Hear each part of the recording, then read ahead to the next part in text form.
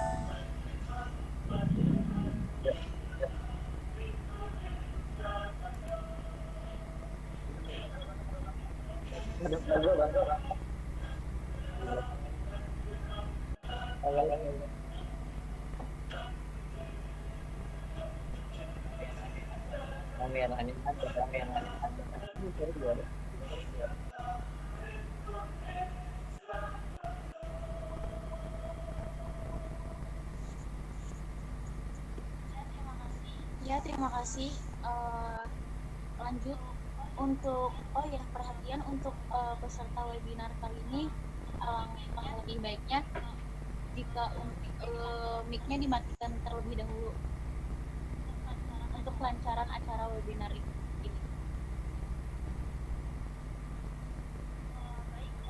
Baik, lanjut untuk kegiatan selanjutnya akan ada pembukaan atau kata sambutan dari ketua kelompok KKM 91, yaitu untuk Boykiunsnya dipersilahkan.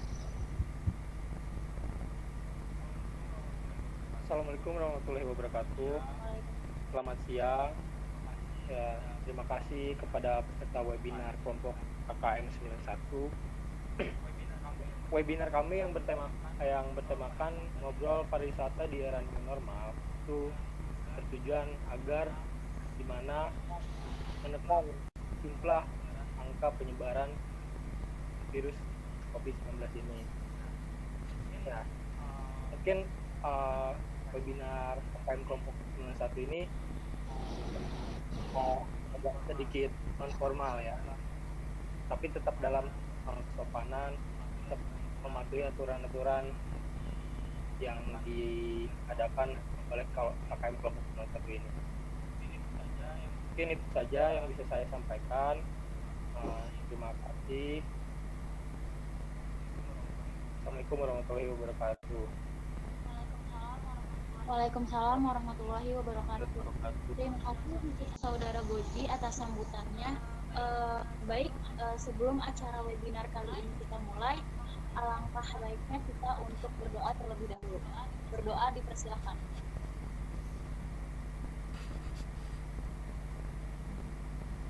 Doa selesai. Lanjut. Jadi untuk acara webinar kali ini kita mengangkat tema yaitu ngopi normal, sebagaimana yang telah dijelaskan oleh ketua kelompok kami tadi.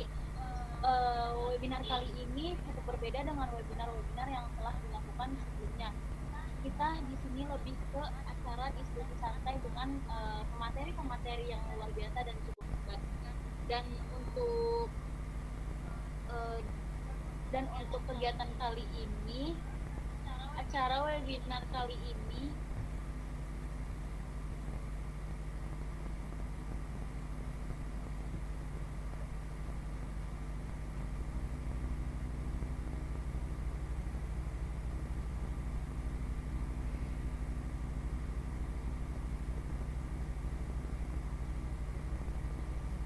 Ya teman-teman, mohon maaf atas kendala tadi.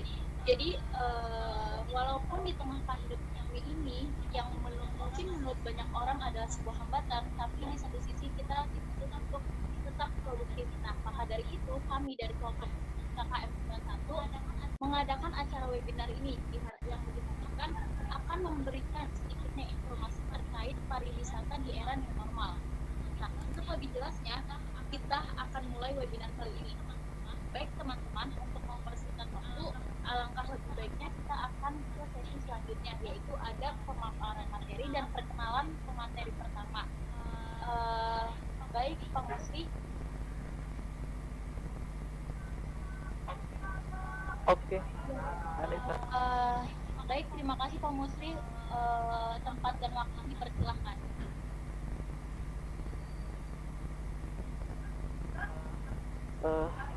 Assalamualaikum warahmatullahi wabarakatuh. Selamat siang, salam sejahtera bagi kita semua. Mohon maaf, Anita mungkin cek suara saya kira-kira berisik atau enggak, terus terdengar apa enggak gitu. Baik Pak, cukup kondusif tapi memang sedikit berisik.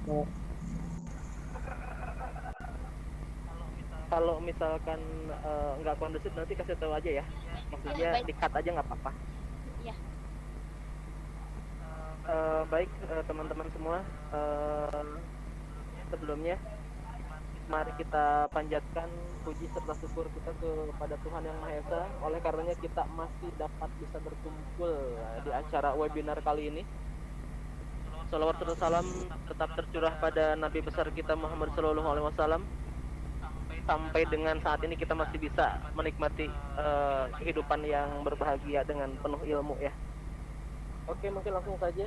Saya kali ini mungkin pengen memberikan sedikit paparan ya terkait webinar kali ini. Mohon maaf kalau agak santai karena memang kondisinya saya tidak lagi di Serang, tapi kondisinya lagi ada di luar kota dan kebetulan sedang ada urusan gitu, makanya belum pulang ke rumah. Kalau boleh saya lihat Anita, kira-kira slide-nya bisa ditampilkan atau enggak biar enak gitu, Rozi atau Anita? Iya baik Pak, sebentar ya Pak. Oke.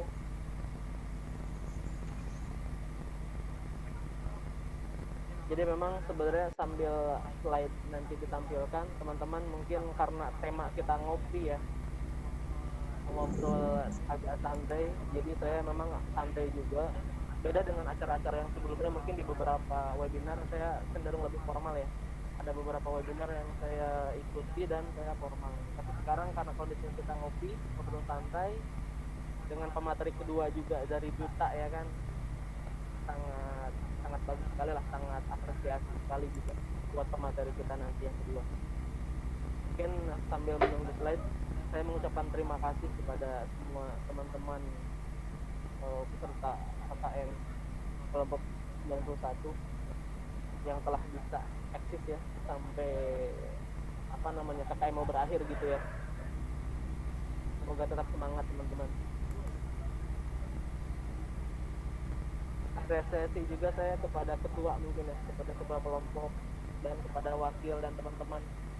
Saya ucapkan terima kasih banyak sudah bisa menjalankan proker dan segala macam. Ada Gozi, Diki dan teman-teman. Oke, slide-nya gimana? Sudah ada belum? Iya baik Pak, untuk slide-nya sedang dipersiapkan. Mohon maaf atas keterlambatannya. Oh ya nggak apa-apa. Jadi mungkin sambil intro aja ya. Sekarang itu mungkin saya sedang berada di salah satu tempat yang memang salah satu tempat wisata juga. Jadi salah satu bagian dari wisata itu adalah mall salah satunya ya. Mulai sejak pemberlakuan new normal itu mall sudah dibuka, akan tapi dengan protokol kesehatan yang harus tetap dijalankan. Bahkan beberapa mall saya lihat hanya beroperasi dengan jam yang telah ditentukan oleh pemerintah. Misalkan di sini saja itu cuma sampai jam 8 malam.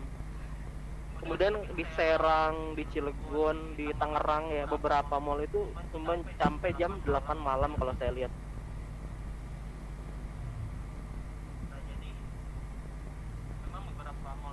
Nah, jadi memang beberapa mall itu mengikuti saran atau arahan pemerintah terkait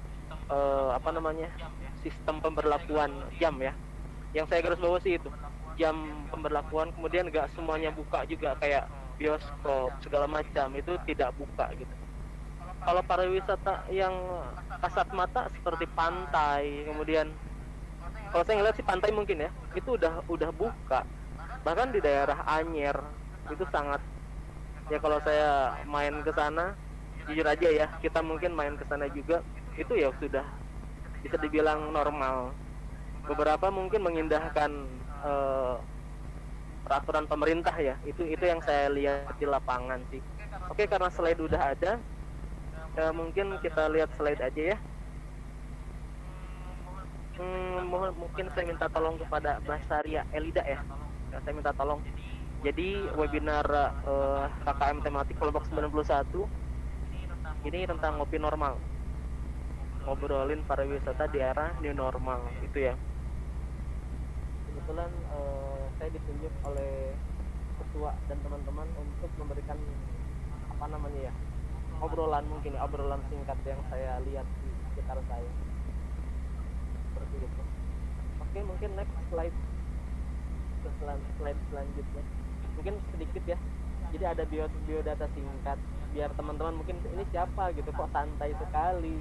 Mohon maaf ya teman-teman kalau saya santai, karena pada dasarnya saya itu santai gitu. Nama saya Muhammad Muslim Sahil CMA. Saya S1 2 kali dan S2 nya baru 1 kali.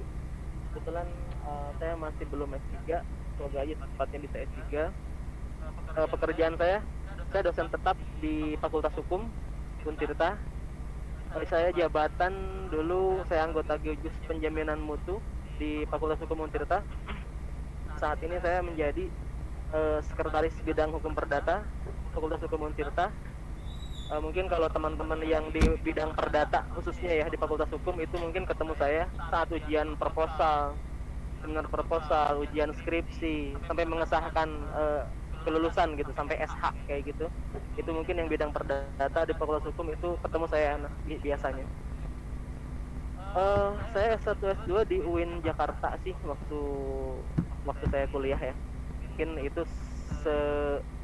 sesingkat biodata yang saya paparkan. Jadi walaupun saya santai seperti ini, tapi ya saya kalau di kampus nggak seperti ini kok. Kita sesuai tempat ya, harus sesuai tempat. Oke, next slide. Saya memberikan sedikit intro ya teman-teman. Jadi ada sebuah kebijakan tatanan hidup baru atau new normal. Ini itu sebagai upaya realistis menghadapi pandemi COVID-19, terutama yang disiapkan untuk sektor pariwisata. Dalam mengaktifkan kembali sektor pariwisata kemarin, Pak Presiden kita Pak Joko Widodo itu pun dia meminta jajarannya untuk menyiapkan standar baru protokol pariwisata agar jangan sampai langkah tersebut justru mengundang risiko penyebaran kembali virus corona. Jadi maksudnya beberapa pihak itu bisa jadi kontra ya, kok dibuka lagi sektor pariwisata gitu, kenapa kok kayak gitu. Nah, di sisi lain itu ada sisi ekonomi yang harus kita lihat. Kalau misalkan sektor pariwisata tidak dibuka, ekonomi makin melemah. Gak hanya di Indonesia ya, tapi di dunia. Maka Indonesia pun tidak berdiri sendiri dong, tapi Indonesia melihat ke negara-negara tetangga juga. Ketika mereka sudah mulai melihat sektor ekonomi, sektor pariwisata tidak menutup kemungkinan bahkan sudah mulai dibuka di beberapa tempat, baik itu mall ataupun misalkan sektor perdagangan, usaha lah istilahnya ya, untuk memutar kembali rupiah gitu. Dibuka intro ya. Oke, next slide. Jadi Bapak Presiden kita menggariskan pembukaan daerah wisata dilakukan secara bertahap dengan mempertimbangkan daerah destinasi yang memiliki rasio penularan dan rasio penularan pada waktu tertentu di bawah 1. Jadi betul-betul harus disiapkan sebuah standar baru menjadi sebuah kultur baru, kebiasaan baru di sektor pariwisata. Jadi Pak Presiden kita pun tidak serta-merta begitu saja gitu ya. Nggak tiba-tiba, ayo buka aja langsung semua sektor pariwisata, nggak gitu juga. Dia pun menerapkan kayak melihat zona hijau ataupun zona-zona yang memang belum hijau gitu. Itu dilihat juga. Jadi tidak apa namanya, tidak begitu saja kok gitu, tapi dengan beberapa pertimbangan yang sangat-sangat pelik sekali. Oke, next slide. Nah, wisatawan mancanegara ini mungkin saya lihat ya, pariwisata dilihat dari sudut pandang yang lain. Jadi pariwisata itu tidak hanya serta-merta yang ada di dalam negeri ya dampaknya, tapi dari mancanegara. Coba kalau misalkan kita lihat update kerugian sektor pariwisata akibat COVID-19 di Indonesia. Jadi wisatawan mancanegara itu turun drastis seiring pengurangan penerbangan internasional. Karena kan kalau berwisata orang luar ke Indonesia gitu kan, misalkan ke Bali ya kan, itu berkurang otomatis kan. Padahal sektor pariwisata yang besar itu kalau saya lihat Bali itu besar sekali sih pemasukannya. Wisatawan Nusantara turun drastis sejak pandemi dan akan semakin memburuk seiring sosial dan physical distancing. Pandemi tidak hanya memukul pariwisata Indonesia, tapi juga secara global. Sudah pasti ya.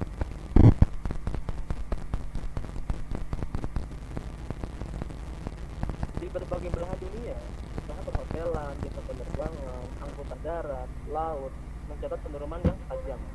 Itu mungkin saya lihat dari sudut pandang yang lain ya, pariwisata dalam ruang lingkup global antar negara. Orang luar negeri datang ke Indonesia mau main ke Bali, nah itu berkurang karena COVID-19. Otomatis penerbangan, perhotelan, traveling lah ya, jadi traveling dan segala macam itu ya sangat menurun. Pemasukan devisa ataupun pemasukan ya jasa mereka, pemasukan dari pihak sektor industri ya sangat kurang. Itu sih yang saya lihat ya, terutama ya Bali sih. Kalau orang-orang luar negeri itu cenderung ke Bali sih, kalau Indonesia itu Bali. Mereka tahu Bali sih, yang saya lihat. Indonesia tuh, Bali itu ada di Indonesia. Boleh cek suara, Gozi, Anita, suara saya masih kedengar atau berisik? Masih cukup jelas kok Pak untuk sejauh ini. Oke, takutnya ada kendala, mungkin nanti ini dikasih tahu aja ya. Mungkin agak serius dulu nih ya, agak serius dulu aja ya, soalnya kalau misalkan teorinya udah disampaikan nanti kita ngobrol-ngobrol. Nah, jadi sebenarnya tadi itu Diki wakil ya ngasih beberapa apa namanya poin gitu. Nah, poinnya itu kayak yang pertama, kebijakan pembukaan tempat wisata di era new normal. Kemudian nomor 2, kebijakan tentang protokol kesehatan pada pembukaan tempat wisata kayak bioskop, camping ground, mall ya kan. Kemudian edukasi penegakan hukum protokol kesehatan bagi masyarakat. Kemudian juga kesadaran masyarakat dalam menyikapi isu-isu konspirasi. Ini yang saya garis bawahi sih, yang saya garis bawahi nomor 4. Kemudian masyarakat yang cerdas dalam berwisata di era new normal.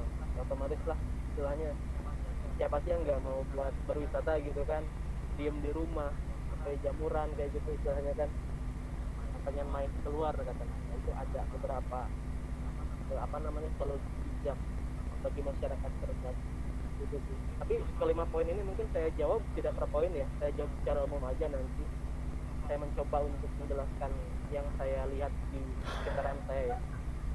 Oke, bisa next slide. Nah, saya ngambil Sumatera Barat. Kenapa Sumatera Barat?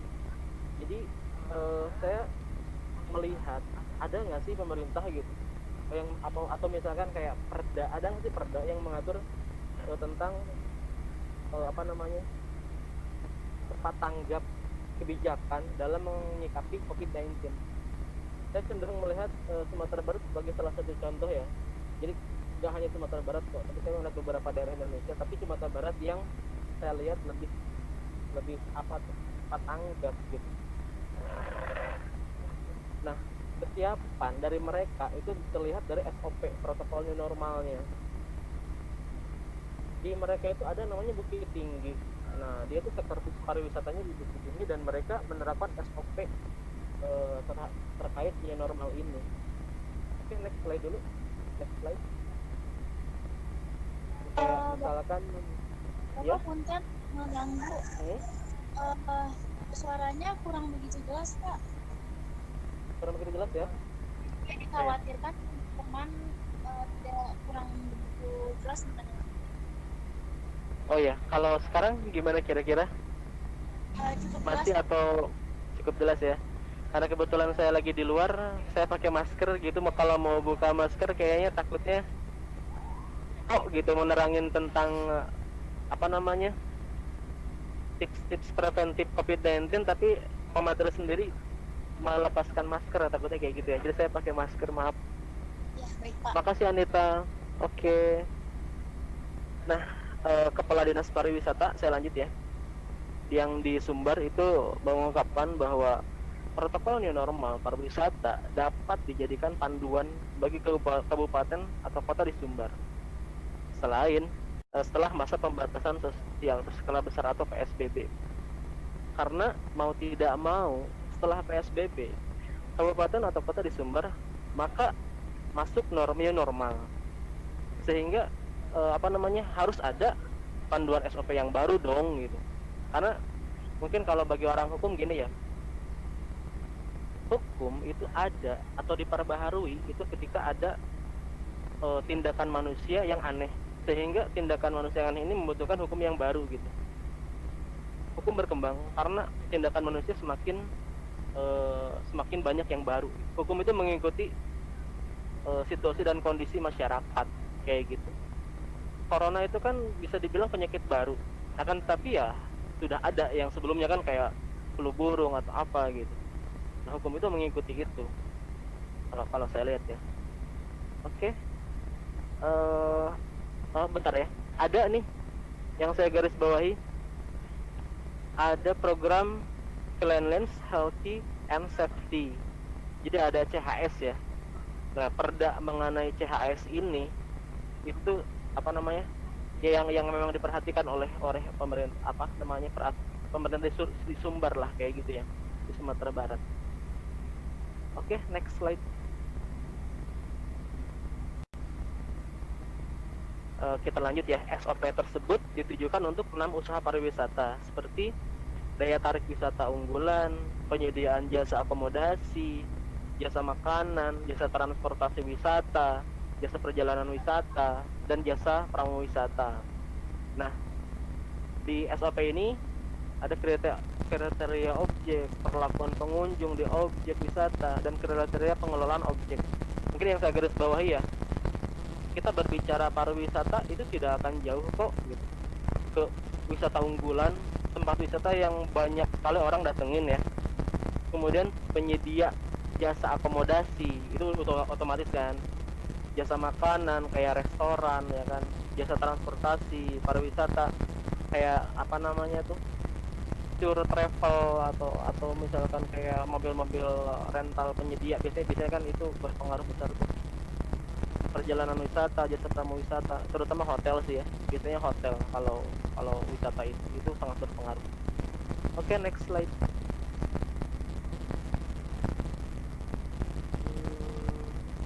Nah, mungkin ini yang sudah saya jelaskan tadi. Hal mendasar dari SOP itu seperti pembatasan jam, seperti misalkan dari jam 8 pagi sampai jam 6 sore.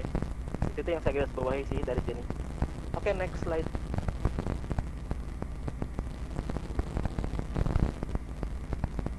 Kalau misalkan saya melihat wisata unggulan ya, kenapa sih orang-orang pengen ke tempat itu? Orang-orang kan pasti banyak pertimbangan ya.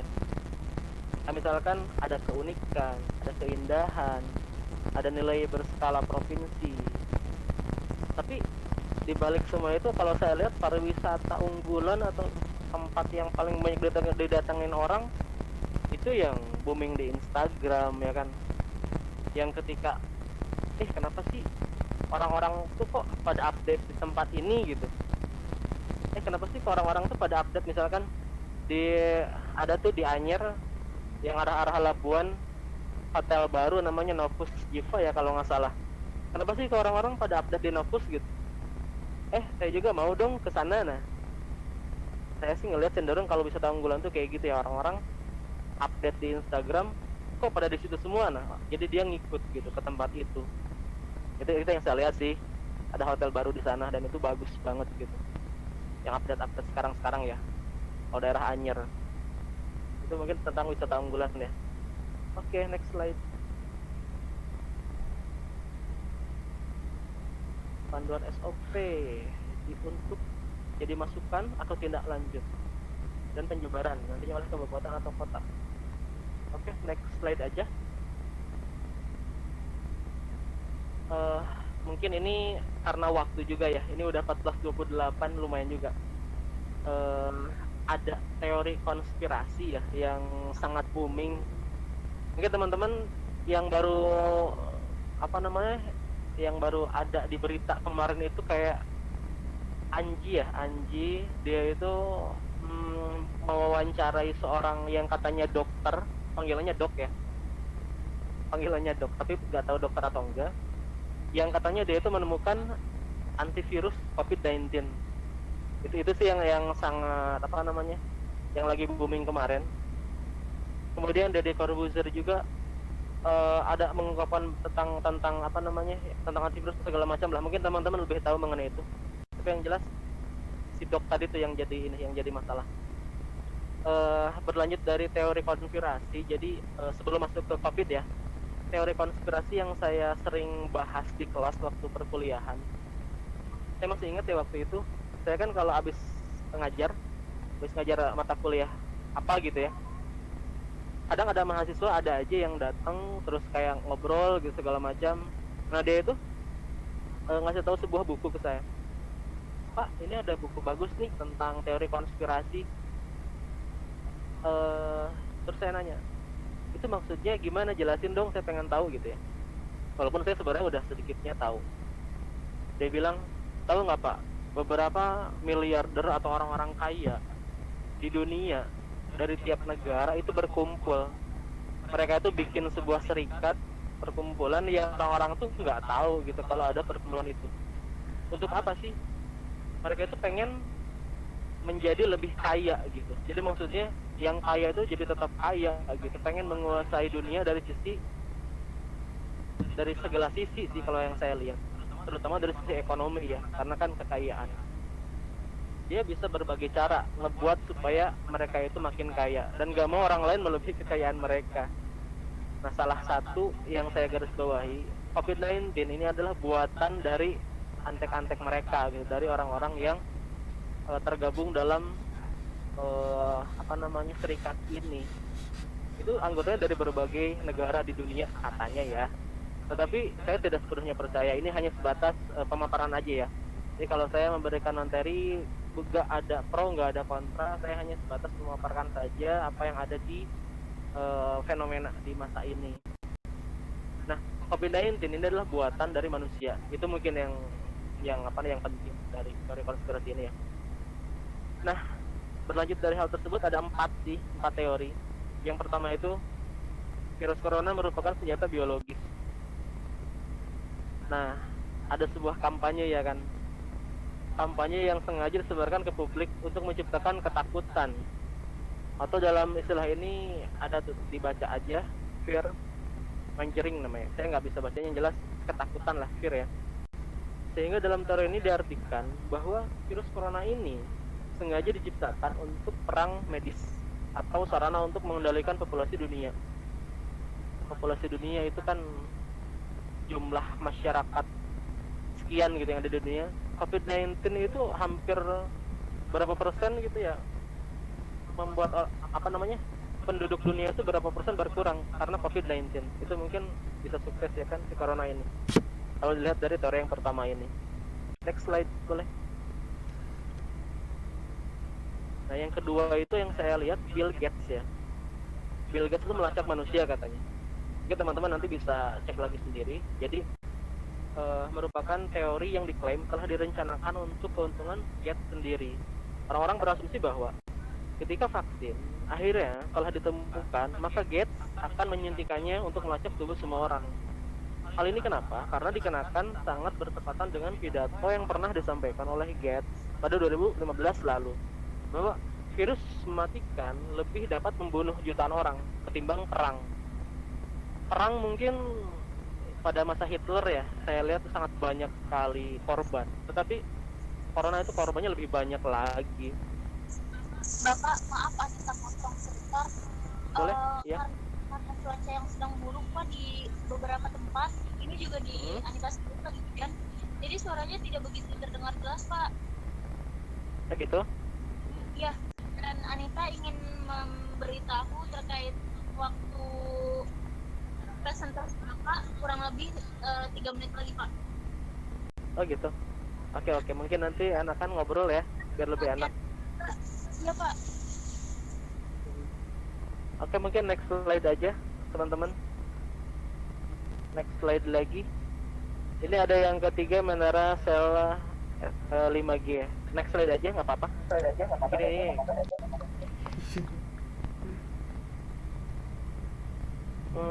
Oke.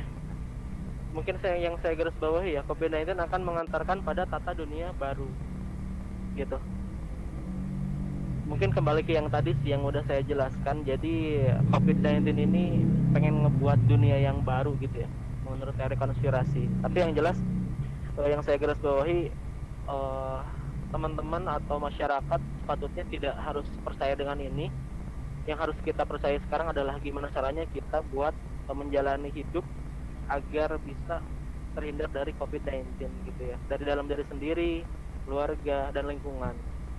Melakukan preventif lah. Oke, next slide.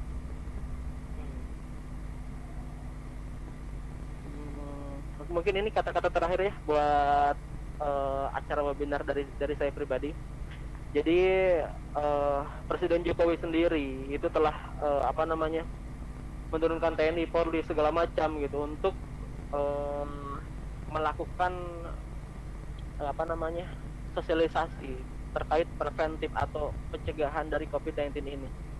Maka alangkah baiknya kalau kita pun bersama-sama membantu program pemerintah, baik itu polisi, Polri, tenaga medis, relawan, dalam rangka mencegah COVID-19. Jadi kita sebagai mahasiswa Untirta pun KKM 91, kalau untuk teman-teman itu salah satu visinya kan sosialisasi terkait pencegahan COVID-19. Jadi mari kita sama-sama menjaga diri, keluarga, teman, seluruh masyarakat agar terhindar dari COVID-19. Oke, sekian mungkin dari saya. Terima kasih teman-teman. Saya persilahkan kepada Anita, silakan. Terima kasih. Iya baik, terima kasih Pak.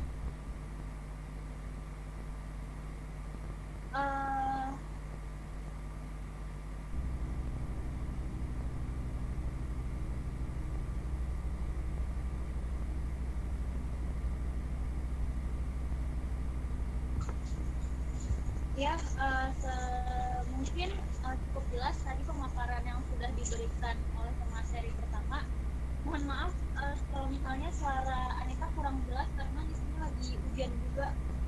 Nah, untuk selanjutnya, bagaimana nih teman-teman? Tadi kan sudah dipaparkan oleh pemateri pertama terkait pariwisata di era new normal ini, dan ada beberapa terkait materi-materi konspirasi yang sudah Bapak jelaskan.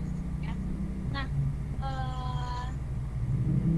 untuk acara selanjutnya dibuka sesi diskusi.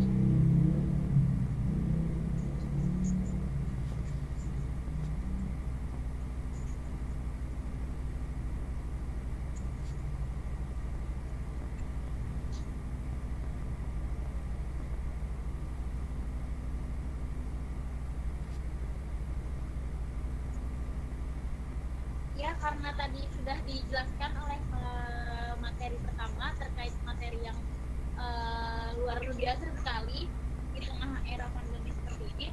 Mungkin yang ingin bertanya bisa di kolom komentar.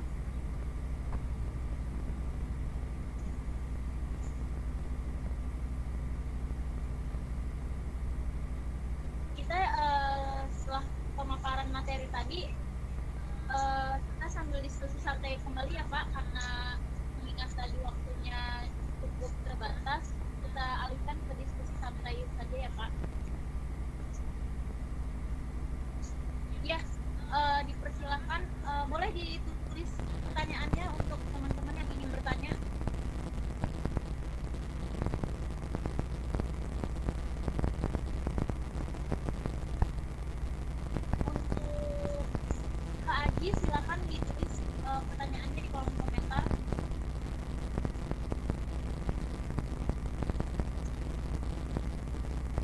Ya mungkin untuk penanya, usul dari saya bisa juga langsung menanyakan, uh, tidak perlu ditulis, mungkin bisa seperti itu.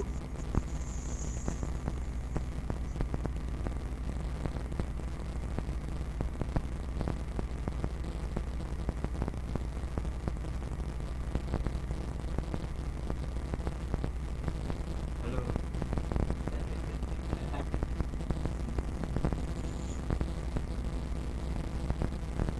Boleh saya bertanya? Iya, dengan Pak Khairul ya? Iya, perkenalkan nama saya Hoirul Mujadid, saya dari mahasiswa Untirta Teknik Mesin. Iya, baik, dipersilahkan Kak. Mengingat virus itu kan bukan makhluk hidup ya, melainkan dia makhluk transisi. Dia hanya hidup apabila lingkungannya cocok untuk dia berkembang biak. Dan vaksin maupun desinfektan itu sendiri tidak bersifat membunuh virus, karena virus itu benda mati. Hanya air yang bisa melarutkan virus, seperti halnya kotoran ataupun debu yang bisa dilarutkan.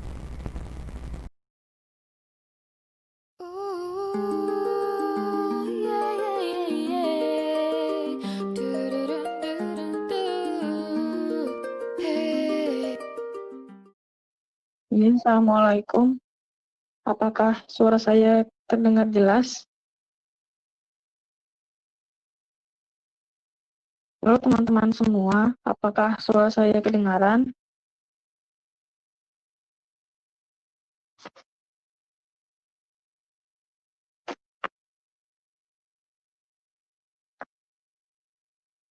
Halo Nita, suara saya kedengaran tidak?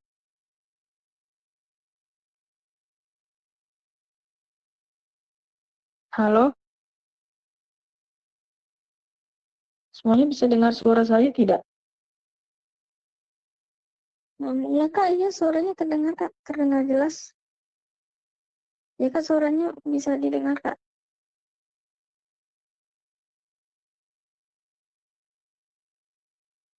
Suaranya terdengar jelas Kak.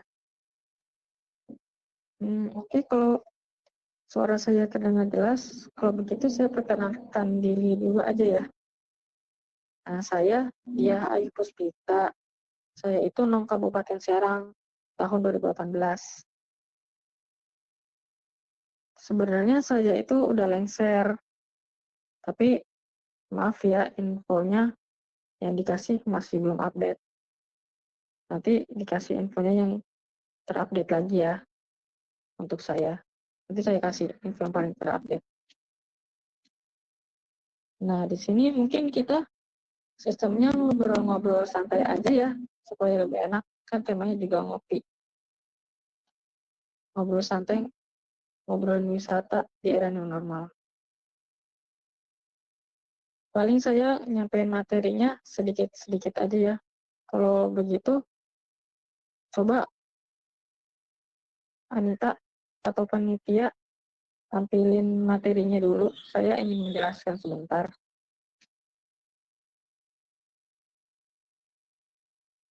Tolong disiapin itunya, PPT-nya. Dibuka. Ya Kak, oke. Sebentar ya.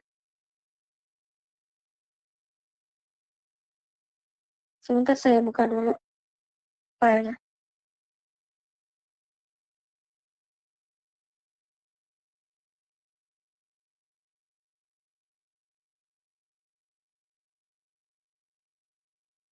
Ini Kak udah. Nah, ini teman-teman bisa ngeliat kan di PPT-nya yang Anita share, yang panitia share. Kelihatan kan di sini. Jadi saya di sini jadi kita bakalan ngebahas tentang berwisata aman di masa pandemi COVID-19. Oke, panitia next. Perubahan kebijakan serta pikiran masyarakat dalam bidang pariwisata di era new normal. Nah, di sini kan kita tahu ya di era new normal ini tempat wisata sudah banyak yang mulai dibuka. Dibukanya beberapa tempat wisata seperti taman kota, mall, bioskop, dan tempat wisata alam lainnya. Nah, di sini itu pembukaan tempat wisata sebenarnya memiliki tujuan supaya itu ekonomi Indonesia pada bidang wisata mulai tergerak.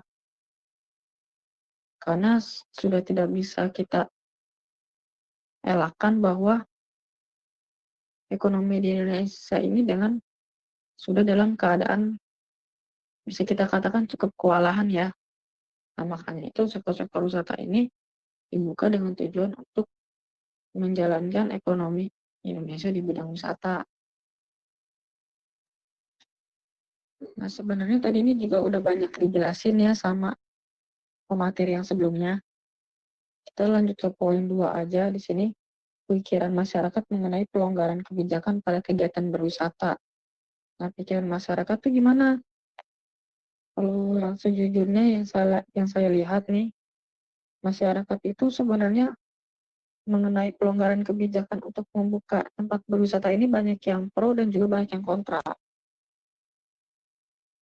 Karena di satu sisi lain masyarakat ada yang berpikir bahwa pembukaan tempat wisata itu merupakan suatu tindakan yang bisa dikatakan salah. Tapi di satu sisi lain masyarakat justru setuju dengan kebijakan ini karena dapat membantu perekonomian Indonesia. Tapi kalau kita melihat keadaan sekitar ya, tidak usah jauh-jauh dari diri kita sendiri aja nih. Pasti masyarakat itu rasanya itu sudah seperti nggak betah di rumah, mumet. Kan masyarakat di rumah pasti bosan. Nah, malah di daerah sekitar saya aja masyarakat itu sudah menuju ke sikap yang bodoh amat. Misalnya, bodoh amat tentang PSBB atau corona, yang penting dapat keluar, terus berjalan-jalan, dan menikmati suasana lingkungan. Begitu. Sikap masyarakat ini pastinya bisa disebabkan karena juga keadaan ekonomi mereka yang sulit ya. Seperti yang kita tahu di masa pandemi COVID-19 ini, apalagi untuk masyarakat yang bekerja di sektor pariwisata itu sendiri. Nah, keadaan ekonomi yang sulit ini membuat masyarakat tidak tahan, ingin segera melakukan aktivitas dan kegiatan. Sebenarnya dari saya sendiri itu, pembukaan sektor pariwisata itu tidak masalah, asalkan masyarakat itu dapat melaksanakan protokol kesehatan COVID-19. Yang penting kita itu berusaha untuk menjaga jarak, menggunakan masker, dan melakukan kegiatan pariwisata dengan cara yang sehat. Nah, di sini nyambung dengan peran kita sebagai pemuda atau remaja dalam menyikapi kebijakan protokol kesehatan yang ada. Tentunya peran kita sebagai pemuda atau remaja atau masyarakat ya dalam sektor pariwisata itu ya tentu saja mematuhi protokol kesehatan yang ada selama melakukan pariwisata sama melakukan berjalan-jalan. Berikutnya nih di sini kita ada tips-tipsnya ya atau contoh-contoh kegiatan yang bagus dalam melakukan pariwisata. Ayo panitia, next ke slide berikutnya. Nah, ini tips aman untuk berwisata ya teman-teman. Yang pertama itu kita harus memastikan tubuh dalam kondisi sehat. Kenapa? Soalnya supaya apabila kita pergi ke tempat pariwisata, takutnya kita itu membawa penyakit yang nantinya bisa saja kita tularkan kepada orang lain. Nah, berikutnya itu yang kedua ialah membeli tiket dan check-in online. Nah, membeli tiket dan check-in online ini tujuannya supaya kita bisa membatasi sistem kerumunan-kerumunan yang antri terlalu beramai-ramai. Jadi dengan membeli tiket secara online, kita bisa menjadi lebih tertib, selain itu juga lebih praktis. Yang ketiga, seperti yang masyarakat udah banyak tahu, ya kita harus menggunakan masker lah ya. Menggunakan masker itu supaya bakteri-bakteri lebih sulit untuk kita hirup.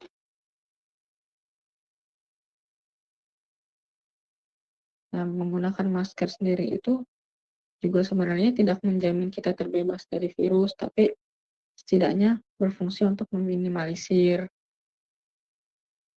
Berikutnya yang keempat ialah selalu membawa hygiene kit. Nah, di sini maksudnya itu kita membawa perlengkapan higienis ya, perlengkapan kebersihan. Seperti yang sanitizer itu wajib bawa tuh. Apabila melakukan pariwisata atau keluar pun juga harus wajib membawa hand sanitizer agar kita bisa menjaga tangan kita tetap bersih. Yang berikutnya yang kelima, bawa bekal sendiri. Nah, di sini membawa bekal sendiri itu memiliki tujuan supaya makanan yang kita makan, makanan yang masuk ke tubuh kita itu higienis. Karena kan kita sendiri yang memasaknya dan kita bisa memastikan kebersihannya. Selain itu juga ada slow traveling atau staycation. Nah, slow traveling ini akan mengurangi risiko untuk beramai-ramai di pariwisata apabila lebih bagus kita melakukan pariwisata yang sendiri-sendiri saja. Lalu berikutnya yang terakhir itu jaga jarak dan hindari kerumunan. Nah, di sini kita tadi udah dibahas ya, cara-cara menjaga jarak dan menghindari kerumunan pakai sistem yang tadi di atas, misalnya membeli tiketnya secara online, atau karena kita mau buka sendiri, jadi tidak harus membeli makanan beramai-ramai di tempat pariwisata. Solo traveling juga membuat perjalanan kita lebih santai sendiri. Oke, mungkin gitu aja sih penyampaian dari saya kira-kira. Kalau teman-teman ada yang ingin ditanyakan, silakan tanyakan saja ya. Oke, mungkin saya serahkan lagi ke panitia. Panitia mungkin bisa membuka sesi pertanyaannya. Iya, terima kasih, Kak.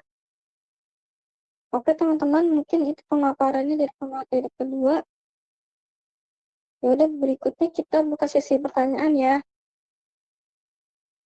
Ayo semuanya bagi peserta yang ingin bertanya dipersilahkan.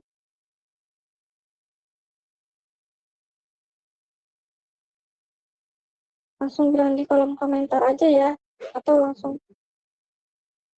nyalain voice note-nya bagi yang ingin bertanya. Yuk, yang mau nanya. Assalamualaikum Kak, ingin bertanya. Saya Diki ingin bertanya Kak. Kalau Kak saya Diki ingin bertanya. Oh iya, Diki. Silakan bertanya, Diki.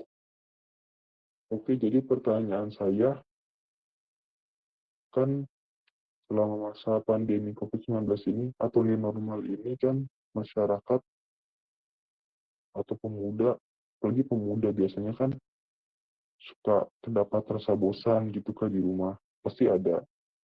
Jadi rasa ingin keluar rumah selama dalam keadaan ini. Sektor pariwisata kan lagi pula juga sudah dibuka Kak. Nah, kira-kira menurut Kakak, saran dan tips sikap kita sebagai pemuda itu atau masyarakat yang baik itu seperti apa ya Kak? Dalam keadaan di mana psikologis kita itu ingin selalu keluar dan ingin berjalan-jalan gitu Kak.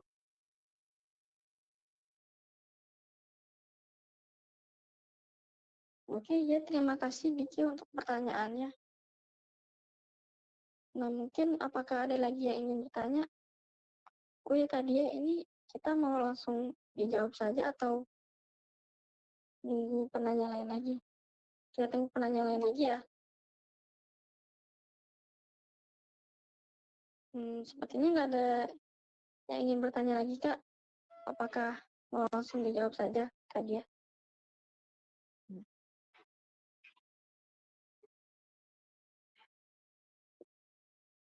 Ini nggak ada yang nanya lagi, udah langsung dijawab. Langsung saya jawab saja ya. Nah, di sini untuk Diki ya, pertanyaannya itu tips dan saran bagi pemuda untuk menyikapi keadaan ini. Nah, kalau dari saya itu sebaiknya kita tuh tetap menerapkan protokol kesehatan. Tidak apa-apa jalan keluar, itu diperbolehkan. Bila ingin mengunjungi pariwisata itu juga diperbolehkan asalkan kita tetap mematuhi protokol COVID-19 seperti memakai masker, membawa hand sanitizer seperti yang sudah saya jelaskan tadi. Nah, itu selain itu kita juga tidak boleh merepotkan orang lain karena kumpul-kumpul atau yang lainnya. Yang terpenting sih tetap mematuhi protokol COVID-19, tapi kita juga boleh kok jalan-jalan keluar atau mengunjungi tempat pariwisata, asalkan tertib. Oke, Diki, gimana? Oke, ya Kak, makasih ya Kak jawabannya. Udah paham Kak.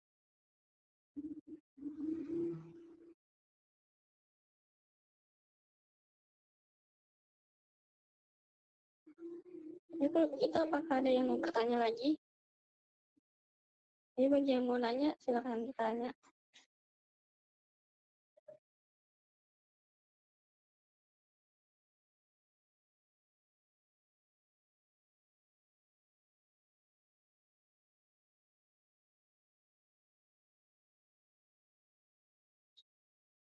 Sepertinya sudah nggak ada lagi.